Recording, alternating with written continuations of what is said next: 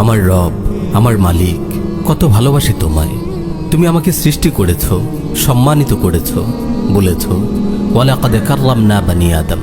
তুমি আমাকে কুফর ও শিরক থেকে হেফাজত করেছ, আমাকে ইসলামের নিয়ামত দান করেছ, আমাকে শ্রেষ্ঠ নবীর, শ্রেষ্ঠ উম্মতের একজন হিসেবে কবুল করেছ। আলহামদুলিল্লাহ, ভালোবাসি তোমায় হে আমার রব। আমি যখন সেই সব কাফির মুশরিকদের দিকে তাকাই যারা ঈমানের দৌলত থেকে বঞ্চিত, ইসলামী শরিয়ার নিয়ামত থেকে বঞ্চিত, দাসত্বের মহিমা থেকে বঞ্চিত, নামাজের শীতলতা থেকে বঞ্চিত, রোজার শুদ্ধতা থেকে বঞ্চিত, জাকাতের মহানুভবতা থেকে বঞ্চিত, জিহাদের পৌরুষ ও বীরত্ব থেকে বঞ্চিত, তখন আমার বুকটা তোমার শকর ও কৃতজ্ঞতায় কানায় কানায় ভরে ওঠে। মনের অজান্তেই মুখ দিয়ে বেরিয়ে আসে সেই অমর অজর পংক্তিগুলো যেগুলো উচ্চারিত হয়েছিল সাহাবায়ে কেরামের পবিত্র জবানে। আল্লাহুম্মা লাউলা আনতা মাহতাদাইনা ওয়ালা তাসাদ্দাকনা ওয়ালা সাল্লাইনা ফাআনজিলান সাকিনাতান আলাইনা ওয়া সাব্বিতিল আকদামা ইন লাকাইনা। আল্লাহ, তুমি যদি না হতে আমরা হেদায়েত পেতাম না, আমরা নামাজও পড়তাম না, যাকাতও দিতাম না।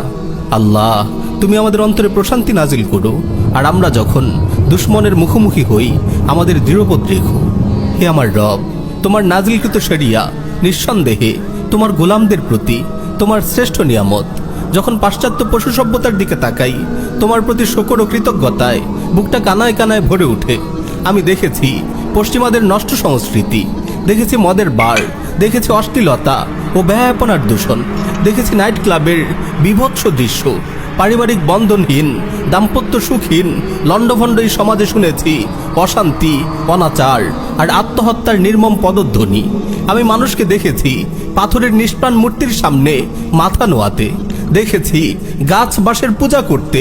আমি মানুষকে দেখেছি সাপ বিচ্ছু, কুকুর, ইঁদুর, শূকর আর গরুর মলমূত্র খেতে, দেখেছি পায়ের নোংরা জোতায় মদ ঢেলে খেতে, চিতায় জ্বলতে দেখেছি উলঙ্গ মানুষের লাশ, বৃদ্ধাশ্রমে জীবন্ত কঙ্কালের আহাজারি আমি শুনেছি। এসব দেখে বুঝেছি ইসলাম কত বড় নিয়ামত, কত বড় নিয়ামত। ভালোবাসি তোমায় হে আমার রব। তুমি আমাকে সুন্দর, সুগঠিত ও